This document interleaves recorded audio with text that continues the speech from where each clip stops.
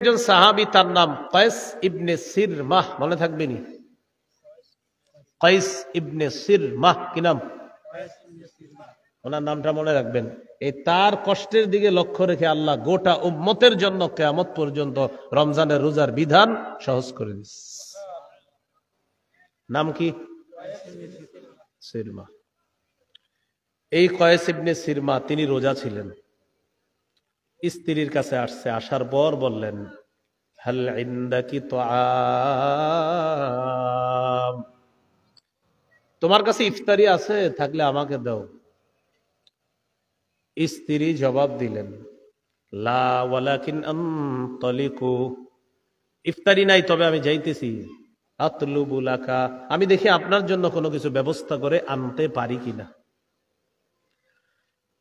স্ত্রী গেলেন স্বামীর জন্য ইফতারি আনার জন্য। ইফতারি আনতে যাওয়ার পর সাহাবী কায়েস ইবনে সিরমা তিনি দিনের বেলা হাতের কাজ করতেন, কষ্টকর কাজ করতেন, কৃষি কাজ করতেন। ওয়া কানা ইয়ামাহু ইয়ামাল, ওই সময় তিনি দিনের বেলা কষ্টকর কাজ করতেন। ইফতারির অপেক্ষায় যখন বসে আছে, গলাবাত আইনা, তার চোখ দুইটা লেগে লেগে আসতেছে, ঘুম ঘুম ভাব, ওই যে ক্লান্ত শ্রান্ত কঠিন। গলাবাত আইনা, তার দুই চোখ তাকে পরাজিত করে দিয়েছে। পরাজিত করার পর সাহাবী ঘুমায় গেছে কায়েস ইবনে সিরমা। তার স্ত্রী আসছে, আসার পর স্বামীকে লক্ষ্য করে বললেন, খাইবাতান লাক, আহারে আপনার কত কষ্ট হবে, আপনি তো বঞ্চিত হয়ে গেলেন ইফতার থেকে। এর মানে আজকে সারাটা রাত না খেয়ে আবার রোজা রাখতে হবে, আগামীকাল সারাদিন রোজা রাখা, এরপরে কালকে গিয়ে ইফতার পাবেন। এর মানে কি হলো ঘটনাটা দেখেন, উনি আজকের রোজাটা তখন থেকে শুরু করছে, আজকে ইফতার পর্যন্ত কিছু খাইলো না, আবার এখন ঘুমায়া যাওয়ার কারণে রোজা শুরু, এই সারাটা রাত থাকতে হবে, এইভাবে আবার আগামীকাল থাকতে হবে, টোটাল পুরা 2টা দিন একটা রাত হয়ে যাচ্ছে না খাওয়া।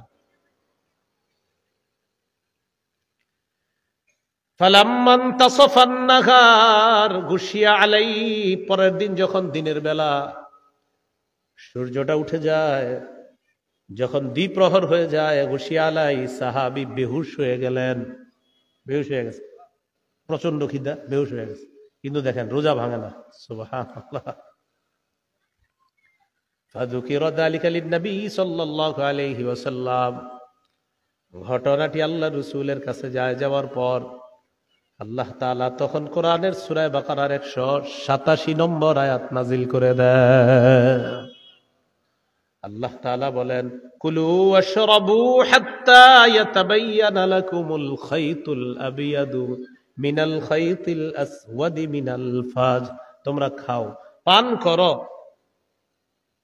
হাত্তা ইয়াতাবায়ানা লাকুমুল খাইতুল আবিয়াদু মিনাল খাইতিল আসওয়াদি মিনাল ফাজ, যতক্ষণ না পর্যন্ত কালো রেখা থেকে সাদা রেখা আলাদা না হবে ততক্ষণ পর্যন্ত তোমরা খাও।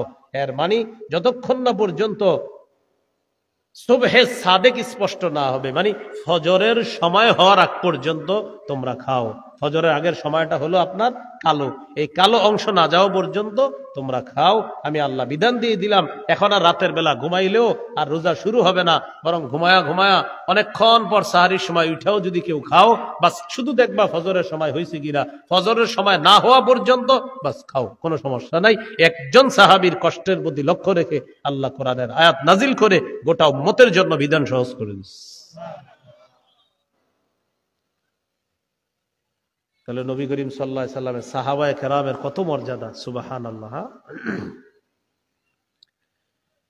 একজন সাহাবীর মজার একটা ঘটনা শুনেন, সহিহ বুখারীর 1916 নম্বর হাদিসে আছে। সহজ সরল সাহাবী আদি ইবনে হাতেম রাদিয়াল্লাহু তাআলা, কোরআনের এই আয়াত যখন নাজিল হয়েছে, সাদা রেখা আর কালো রেখা, তিনি মনে করছে কি সাদা সুতা আর কালো সুতা, কি মনে করছে? সাদা সুতা আর কালো সুতা।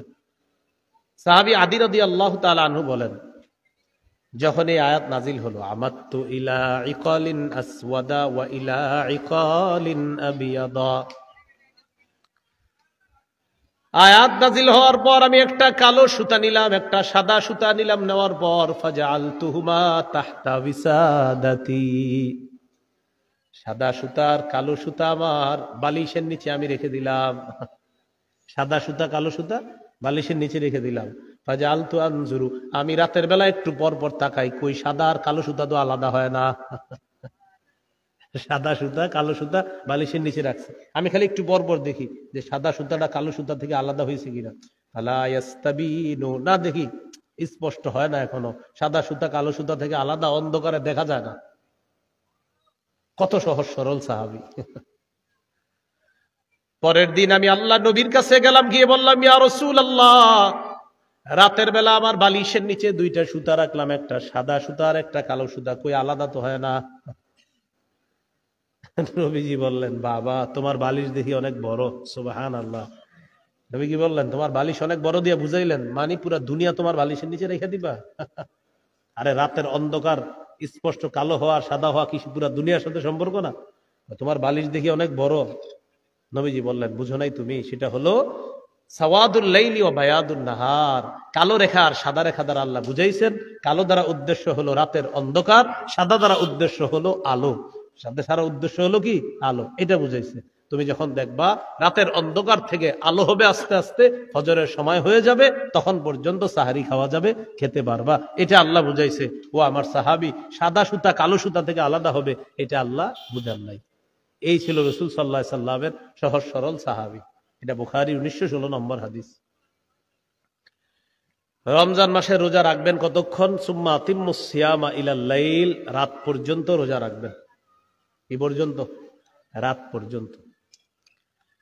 রমজান মাসের যখন শুরু হয়ে যাবে মাসটা, প্রথম রাত, সহিহ বুখারীর বর্ণনা 3277 নম্বর হাদিস। قال رسول الله صلى الله عليه وسلم إذا دخل رمضان فتحت أبواب الجنة وغلقت أبواب النار وسلسلت الشياطين। রমজানের প্রথম রাত যখন শুরু হয়, জান্নাতের সবগুলা দরজা খুলে দেওয়া হয়, জাহান্নামের সবগুলা দরজা বন্ধ করে দেওয়া হয়, ওয়াসুলসিলাতিশ শায়াতিন, শয়তানগুলাকে শিকলে আবদ্ধ করা হয়। তাহলে হুজুর, শয়তান যদি শিকলে আবদ্ধ থাকে, রমজান মাসে আমরা গুনাহ করি কেন? বলেন, অভ্যাসগত গুনাহ। বলেন, কি গুনাহ? রমজানে গুনাহ কেন করি? অভ্যাসগত। ওই যে 11 মাস অভ্যাস হয়ে গেছে, এটা গুনাহ করে রমজানে। রিমোটটা রমজান মাসে হাতে নেয়, নিয়ে টেলিভিশনটা ছাড়ে, পরে মনে পড়ে ইন্দালিল্লাহ রমজান মাস, ওই অভ্যাসগত প্রতিদিন রিমোট ওই টাইমে হাতে নিতেন, রমজান মাসে হাতে নিয়ে নিতেন, পরে মনে পড়ছে রমজান, লা হাওলা ওয়ালা কুওয়াতা ইল্লা বিল্লাহ রেখে দেবেন। তাহলে এটা কি গুনাহ? অভ্যাসগত। তাহলে রমজানে যারা গুনাহ করে, এটা কি গুনাহ? আপনাদের আশেপাশে এত আওয়াজ হইতেছে কেন ভাই?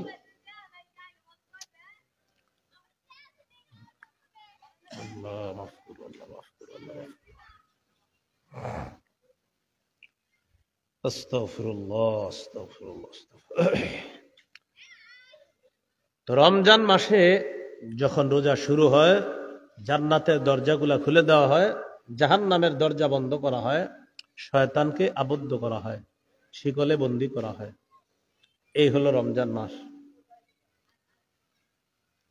রমজান মাসে রাতের বেলা তারাবি পড়বেন, দিনের বেলা রোজা রাখবেন। قال رسول الله صلى الله عليه وسلم من صام رمضان إيمانا واحتسابا غفر له ما تقدم من ذنبه। কোন ব্যক্তি যদি রমজানে দিনের বেলা রোজা রাখে, রাতের বেলা সালাত আদায় করে, তারাবি আদায় করে, তার আগের সবগুলা গুনাহ মাফ করে দেওয়া হবে। তাহলে দিনের বেলা রোজা, রাতের বেলা তারাবির সালাত আদায় করবেন। রমজান মাস শুরু হয়ে গেল, রাতের বেলা আপনি প্রথম দিন তারাবি পড়লেন, পড়ার পর রাতটা যাবে, এরপর সাহারি খাবেন। সাহারি আমরা খাবো ইনশাল্লাহ, মুসলমানরা বলেন ইনশাল্লাহ। সাহারি মিস করবেন না। অনেকে কি করে ইচ্ছা করে সাহারি না খায়া বুঝায় যে না খায়া রাখতেছে রোজা। আপনি কি কইছি এরকম না খায়া রাখতে? হ্যাঁ, ইচ্ছা করে কাম করবেন না, সাহারি খাবেন, বলেন ইনশাআল্লাহ। হ্যাঁ, সাহারি খেতে হবে। কেন সাহারি খাবো? قال رسول الله صلى الله عليه وسلم تسحروا فإن في السحور بركة। তোমরা সাহারি খাও, সাহারির মধ্যে বরকত আছে। সুবহানাল্লাহ। বলেন, সাহারিতে কি আছে? বরকত। সহিহ বুখারীর 1923 নম্বর হাদিস এটা। সহিহ বুখারীর 1921 নম্বর হাদিসে আছে, عن زيد بن ثابت رضي الله تعالى عنه تسحرنا مع رسول الله صلى الله عليه وسلم। আমরা নবীজির সাথে সাহারি খেয়েছিলাম। এখান থেকে বোঝা যায় সাহারি খাওয়া আল্লাহর নবীর অভ্যাস, সাহাবীদের অভ্যাস। আরেকটা জানলাম, সাহারি খাওয়া এটা বরকত। বলেন, সাহারির মধ্যে কি আছে? বরকত আছে। অন্য হাদিসে আছে, قال رسول الله صلى الله عليه وسلم হালুম্মু ইলাল গাদাইল মুবারাক, আসো তোমরা বরকতপূর্ণ খাদ্যে অংশগ্রহণ করো। এই সাহরির সময় নবী বলছেন আসো বরকতপূর্ণ খাদ্যে অংশগ্রহণ করো। সাহরি যারা খাবে তাদের উপর আল্লাহর রহমত নাজিল হবে, ফেরেশতারাও তাদের জন্য দোয়া করবে। তো আল্লাহর রহমত দরকার আসেনি সবার, এই জন্য সাহরি খাবেন। ইন্নাল্লাহা ওয়া মালাইকাতাহু ইউসাল্লুনা আলাল মুতাসাহহিরিন, যারা সাহরি খায় তাদের উপর আল্লাহ তাআলা রহমত নাজিল করেন, আর তাদের জন্য ফেরেশতারা দোয়া করতে থাকে, আল্লাহ যারা সাহরি খায় তাদেরকে আপনি মাফ করে দেন, তাদেরকে আপনি কি করে দেন, মাফ করে দেন। এই জন্য আমরা সাহরি খাবো। সাহরির মধ্যে প্রতিদিন খেজুর রাখবেন, 1-2টা খেজুর রাখবেন। ক্বালা রাসূলুল্লাহ সাল্লাল্লাহু আলাইহি ওয়াসাল্লাম নি'মা সাহুরুল মুমিনি আত-তামার, নবীজি বলেন মুমিনের সর্বশ্রেষ্ঠ সাহরি হলো খেজুর।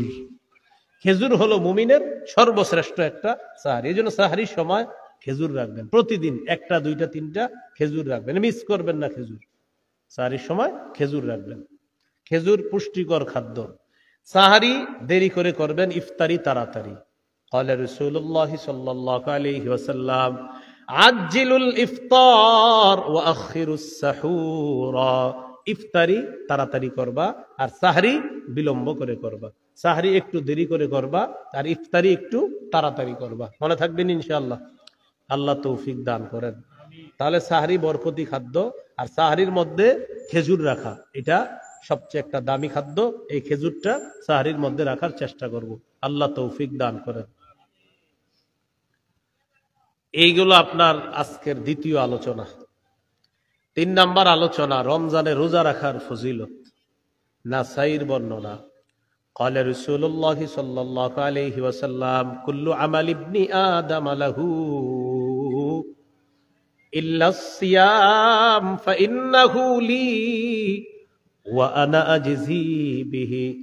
আদম সন্তান যত আমল করে সব নিজের জন্য করে, আমল করে প্রতিদান পেয়ে যায়, আমল করে নিজের জন্যই প্রতিদানটা পেয়ে যাবে, আমল করবে প্রতিদান পেয়ে যাবে। শুধুমাত্র রোজা ব্যতীত আল্লাহ তাআলা বলেন ফাইন্নাহু লি ওয়া আনা আজজি বিহি। আল্লাহ তাআলা বলেন বান্দা রোজা আমার জন্য রাখে, আমি আল্লাহ তাকে রোজার প্রতিদান দিয়ে দেই। তাহলে বলেন রোজা কার জন্য রাখি আমরা? এই জন্য আল্লাহ বলেন রোজা আমার জন্য, আমি রোজার প্রতিদান দিয়ে দেই। রোজার সাথে কোনো কিছুর তুলনা হয় না। হ্যাঁ, রোজার সাথে কোনো কিছুর কি হয় না, তুলনা হয় না।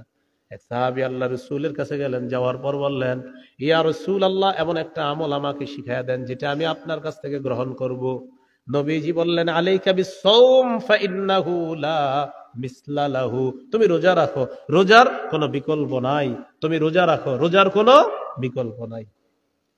তাহলে রাসূল সাল্লাল্লাহু আলাইহি সাল্লাম বললেন রোজার কোনো বিকল্প নাই। রোজার কি নাই? বিকল্প নাই। আল্লাহ আমাদের সকলকে রোজা রাখার তৌফিক দান করেন।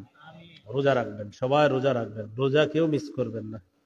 সাহরির সময় ছেলেরে উঠায় না, মা বাবা আদর করে উঠায় না।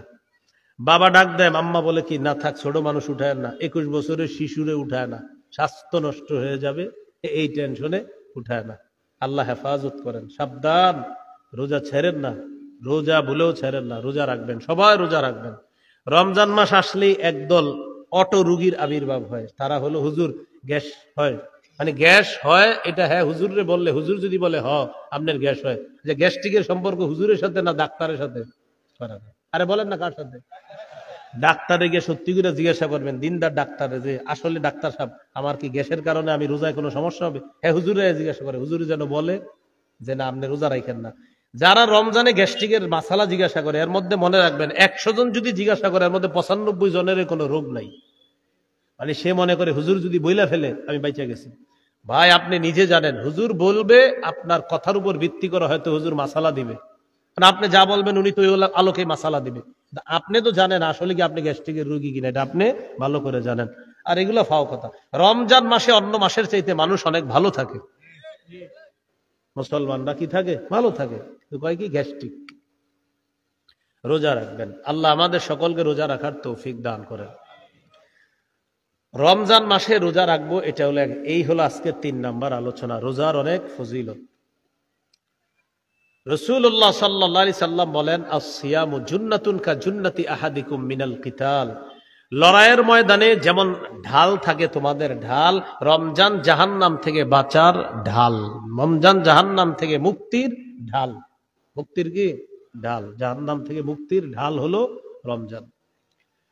আজকের 4 নাম্বার আলোচনা, রমজান মাসে দিনের বেলা আপনি যখন রোজা রাখবেন, বেশি থেকে বেশি ইবাদত করার চেষ্টা করবেন, খুব বেশি পরিমাণে ইবাদত করবেন। করবেন ইনশাআল্লাহ? জিকির করবেন, কোরআন তেলাওয়াত করবেন।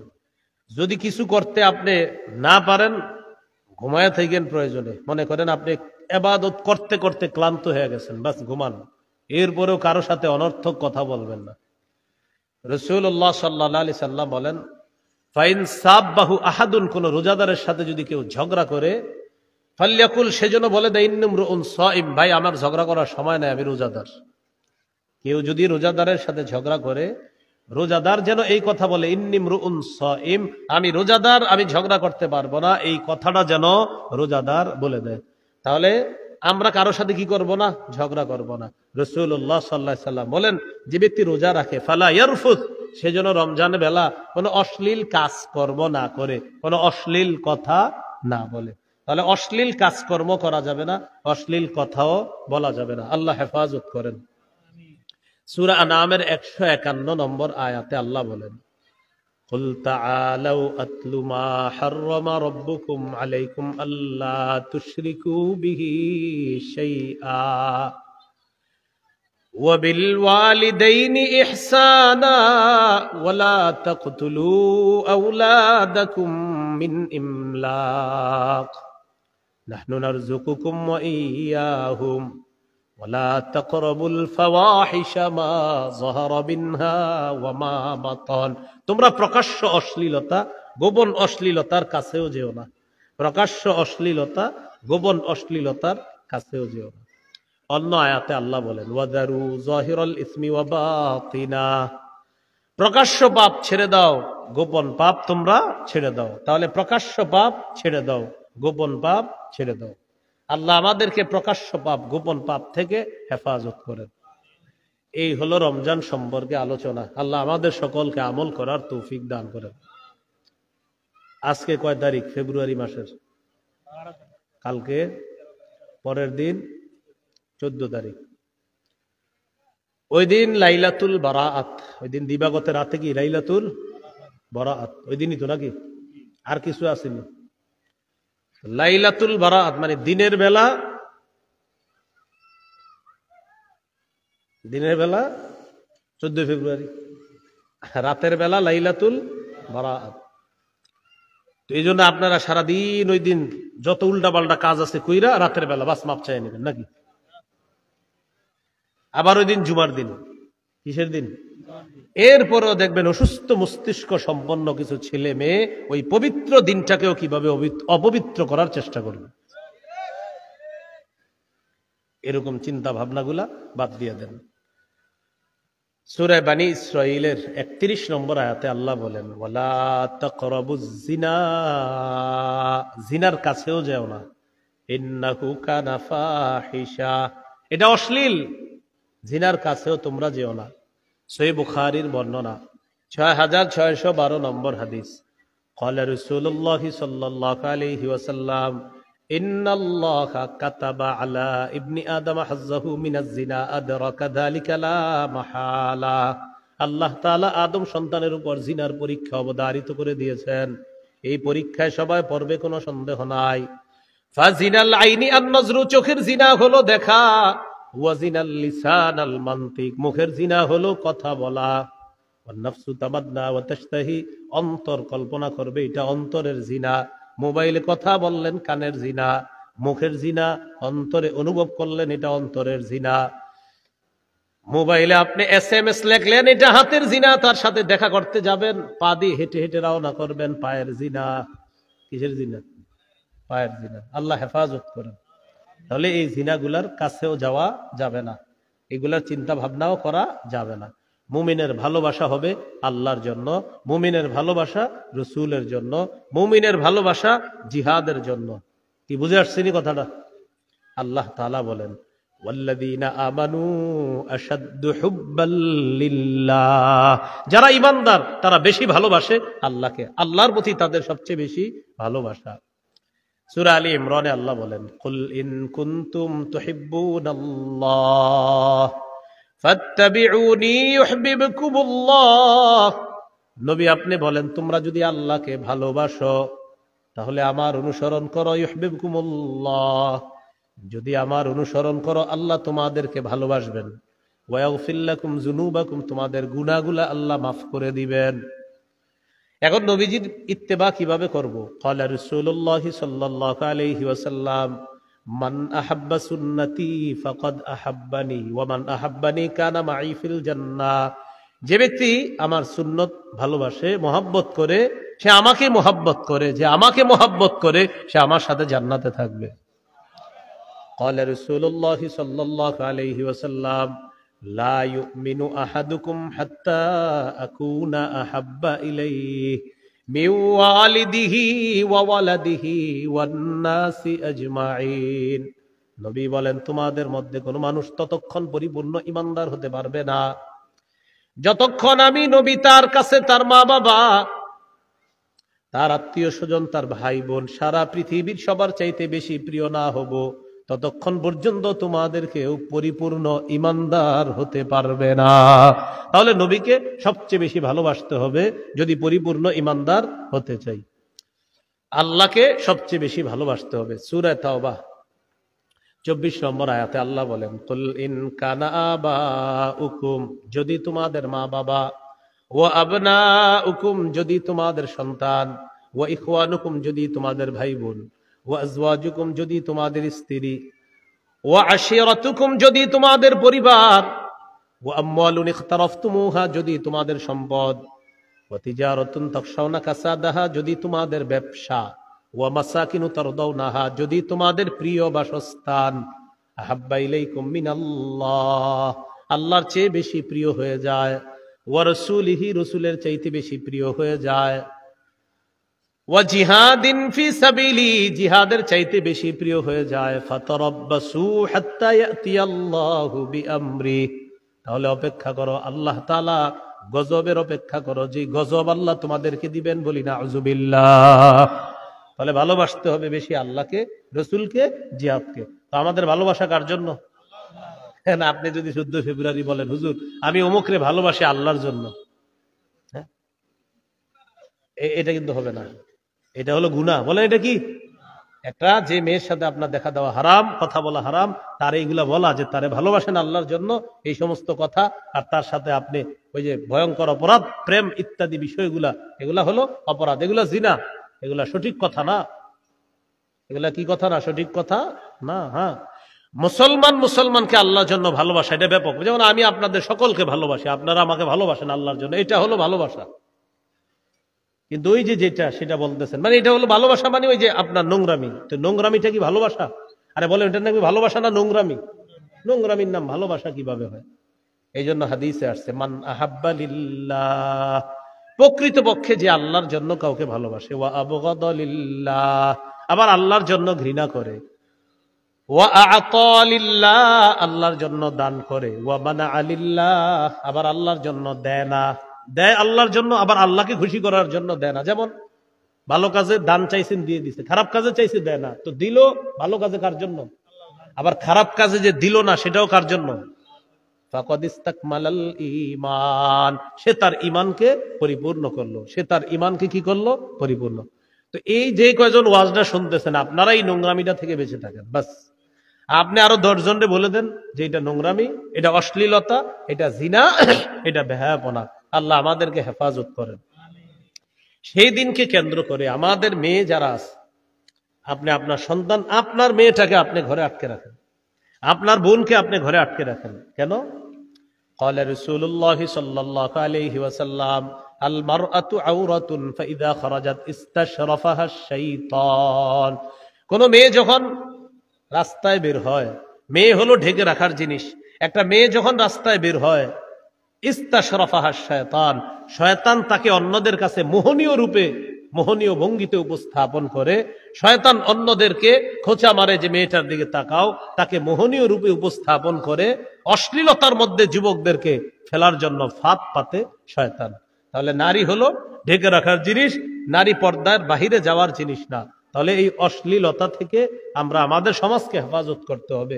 তাহলে শুক্রবার দিন, জুমার দিন, আবার লাইলাতুল বারাআত হলো রাতের বেলা, তো আবার দিনের বেলা ঘটনাচক্রে এটার নাম হয়ে গেছে 14 ফেব্রুয়ারি। হ্যাঁ, এই জন্য কোনো নোংরামির মধ্যে আমরা পা বাড়াবো না, কোনো নোংরামিকে আমরা সমর্থন করব না। কি মনে থাকবেন ইনশাআল্লাহ? তাহলে কোনো নোংরামিকে আমরা সমর্থন করব না। রাতের বেলা ইবাদত করতে পারেন, বাকি ডাইকা ডাইকে ইবাদত করেন না। লাইলাতুল বারাআত এটা হাদিসে আসছে লাইলাতুন নিসফি মিন শাবান। কি আসছে হাদিসে? লাইলাতুন নিসফি মিন শাবান। এই রাতে আল্লাহ তাআলা ক্ষমা করে দেয়। আল্লাহ তাআলা এই রাতে সকলকে ক্ষমা করে দেয়, সকলকে ক্ষমা করে দেয়, দুইজন ছাড়া। ইল্লা লি মুশরিকিন আও মুশাহিনিন, মুশরিককে আল্লাহ ক্ষমা করে না, আর মুশাহিন বিদ্বেষ পোষণকারীকে আল্লাহ ক্ষমা করেন না। যদি অন্যান্য বর্ণনা আরো অনেকের নাম আসছে, অনেকগুলো অপরাধীদের ব্যাপারে আসছে, কিন্তু এই বিশুদ্ধ একটা বর্ণনা আসছে যে যেই ব্যক্তি বিদ্বেষ পোষণ করে, ভাই ভাইয়ের সাথে বিদ্বেষ রাখে, তাকে আল্লাহ মাফ করে না। আর হলো মুশরিককে আল্লাহ মাফ করে না। এছাড়া অন্যদেরকে আল্লাহ তাআলা এই রাতে মাফ করে দেয়। তো এই রাতটা আপনার কাউরে ডাইকা ডাইকা আপনি আনতে হবে, ভাই চল, এরকম না। বাস আপনি এই রাতে ইবাদত, পার্সোনাল ইবাদত করেন, এটাই বেশি গুরুত্বপূর্ণ, দামি। এরপরেও যদি ডাকা ডাকি ছাড়া যদি কোথাও কেউ একত্রিত হয়ে যান, সেটা ভিন্ন কথা, দোষণীয় না, কিন্তু ডাকা ডাকি করা যাবে না। এই রাতটা ফজিলতপূর্ণ রাত, আপনি ঘরে বসে বসে ইবাদত করেন, সমস্যা নেই। আপনি মসজিদে আসেনও, যদি আপনি কাউরে ডাকা প্রয়োজন নাই, আপনি আসেন, আইসা আপনি ইবাদত করেন। আর কেউ যদি আপনার দেখা দেখে আসে, এটা কোনো দোষণীয় না, অপরাধ হবে না। এই রাতে কেন্দ্র করে হালুয়া রুটি বানাবেন না। হালুয়া রুটি খাওয়া নাজায়েজ না, কিন্তু এই রাত্রে কেন্দ্র করে আপনি কেন বানাবেন? আগের দিন খাইতে পারলেন না, আজকে খান। হ্যাঁ, তো এই জন্য এই রাতটাকে কেন্দ্র না করা, উদ্দেশ্য না করা। মনে থাকবেন ইনশাল্লাহ। অনেকে ভাবে এই রাতে গোসল করার আলাদা ফজিলত আছে, এই সঠিক কথা না। আলাদা গোসল করার কোনো ফজিলত নেই এই রাতে, যে আলাদা গোসল করলে আলাদা ফজিল, এরকম কোনো বিষয় না। গোসল আপনি আজকেও যেমন করতে পারেন, কালকেও করতে পারেন, ওই দিনও করতে পারেন, কিন্তু ওই দিনেই করতে হবে এরকম কোনো জরুরি বিষয় না। মনে থাকবেন ইনশাল্লাহ। এই আজকে একটা রোজা রাখতে পারতেন, আজকে দিনে, কালকে একটা রাখেন, পরের দিন একটা রাখেন, পরের দিন একটা রাখেন। আপনি একটা কাজ করেন, কালকে রাখেন, কালকে একটা রাখেন, শুক্রবার একটা, কয়টা হলো? 2টা, শনিবার একটা, 3টা রেখে দেন। কারণ প্রত্যেক মাসে অভ্যাসগত কয়টা রোজা করাইছে রবি? তাহলে আপনি ওই ফজিলত পেয়ে গেলেন। আবার এই লাইলাতুল বারাআতের পরের দিন যে সিয়াম পালন করা, এই সিয়াম পরের দিন সিয়াম পালন করার যে বিষয়টা, শুধু লাইলাতুল বারাআতকে কেন্দ্র করে সিয়াম পালনের একটা বর্ণনা আছে ইয়াতে ইবনে মাজায়। তো এই বর্ণনাটা দুর্বল। বলেন বর্ণনাটা কি? দুর্বল। এখন আপনি যেহেতু এইটা দুর্বল বর্ণনা, এখন বিশুদ্ধ বর্ণনা কি? বিশুদ্ধ বর্ণনা হলো প্রতি মাসে 3টা রোজা রাখার কথা আছে। তো সেক্ষেত্রে আপনি আগামীকাল একটা রাখেন, শুক্রবারে একটা, আর লাইলাতুল বারাআতের পরের দিন হয়ে গেল আরেকটা। তো 3টা রাখলেন, ফজিলত পেয়ে গেলেন, আর আপনি এই কথাগুলোর উপরে আমল করার সওয়াব পেয়ে যাবেন ইনশাআল্লাহ। তাহলে কি শিখলাম? লাইলাতুল বারাআত ফজিলতপূর্ণ রাত, কোনো সন্দেহ নাই। পরের দিন সিয়াম পালনের যে বিষয়টা, ইবনে মাজার একটা বর্ণনা আছে, শিথিল বর্ণনা, দুর্বল বর্ণনা। তা আপনি যদি চান যে হুজুর না আমি পরের দিন রোজা রাখবো, তো আপনি বাস সুন্দর রাখেন, কালকে রাখেন, পরের দিন রাখেন, পরের দিন রাখেন। আপনি আরবি মাসের যে 3টা রোজা, ওইটা কেন্দ্র করে রেখে দেন, বাস ফজিলত আপনি কামাই করে নেন, সমস্যা নাই। তো মনে থাকবেন ইনশাল্লাহ। হ্যাঁ, এর পরেও যদি কেউ রাখেন শনিবার দিন, যে হুজুর আমি এমনি রাখলাম, তো আপনি আরবি মাস হিসাবে রাখেন, কোনো সমস্যা নেই, রাখতে পারেন। কিন্তু আপনারা যারা পারেন আর কি, কালকে একটা রাখেন, শুক্রবার একটা রাখেন, শনিবার একটা রাখেন। আর এক হাদিসের মধ্যে আছে শাবান মাসে রাসূল বেশি রোজা রাখতেন, সুবহানাল্লাহ। মানে রমজানের পরে শাবানে সবচেয়ে বেশি কি রাখতেন? রোজা রাখতেন। তো আপনি আজকেও রাখেন, কালকেও রাখেন, শুক্র রাখেন, শনি রাখেন, রবিও রাখেন, সোমও রাখেন, আপনি রাখতে থাকেন। শাবান মাসে বেশি রোজা রাখতেন রাসূল সাল্লাল্লাহু আলাইহি ওয়াসাল্লাম। বাকি শেষের দিকে গিয়ে আবার রাখেন না, শেষের দিকে আবার আলেমদের থেকে জেনে নেবেন। ওই সময় আবার রমজান মাস এসে পড়বে, তো তখন আবার মাসালা আছে, 29-30-এর একটা বিষয় থাকে। হ্যাঁ, তাহলে আমরা যারা শাবানের রোজা রাখতে চাই, যে শাবান মাসে একটা হলো শাবানের রোজা রাখার অনেক ফজিলত আছে, সেই হিসেবে আপনি রোজা রাখেন, কয়েকটা রাখেন, 5, 7, 8টা 10টা রোজা রাখতে পারেন। দ্বিতীয় একটা বিষয় হলো প্রতি মাসে 3টা রোজা, তো কালকে রাখেন, শুক্রবারে রাখেন, শনিবার রাখেন। তৃতীয় বিষয়, যে ঝগড়া করবো না আমরা, লাইলাতুল বারাআতকে কেন্দ্র করে কোনো ঝগড়ার মধ্যে যাব না। লাইলাতুল বারাআত পার্সোনাল ইবাদত করবেন, নফল ইবাদত করবেন। মন চাইলে যদি মসজিদে যান, আপনি গিয়ে ইবাদত করেন, কোনো সমস্যা নেই। মসজিদে গিয়েও যদি ইবাদত করেন সমস্যা নেই। আর এলাকায় হয়তো আপনারা মাইকে বয়ান করেন, বেশি বয়ান দরকার নাই। লাইলাতুল বারাআতে বাস সামান্য কিছু, যদি আপনি একান্ত কিছু বলতে হয় জাতিকে বলে দেন, ভাই আপনারা ইবাদত করেন, নফল নামাজ পড়েন, আপনারা বেশি বেশি জিকির করেন, বাস এতটুকু বলে দেন। এরপরে মানে এটা ইবাদতের রাত হিসাবেই রাখা, কথা কম বলা, ইবাদত বেশি করা, বাস। কি কম করা, কি কম বলা বলেন, কথা কম বইলা ইবাদত করেন। ইবাদতের রাতে ইবাদত করা উচিত। এই রমজান মাসগুলাও আমরা ইবাদত বেশি বেশি করার চেষ্টা, রমজান মাসটা খালি ইবাদত করব বেশি বেশি, বলেন ইনশাআল্লাহ। আর যদি বলতেই হয় বলেন, যদি বলতেই হয় বলেন, মুখে যদি কিছু আনতেই হয় বলেন, লা ইলাহা ইল্লাল্লাহ এটা আনবো, বলেন সুবহানাল্লাহ।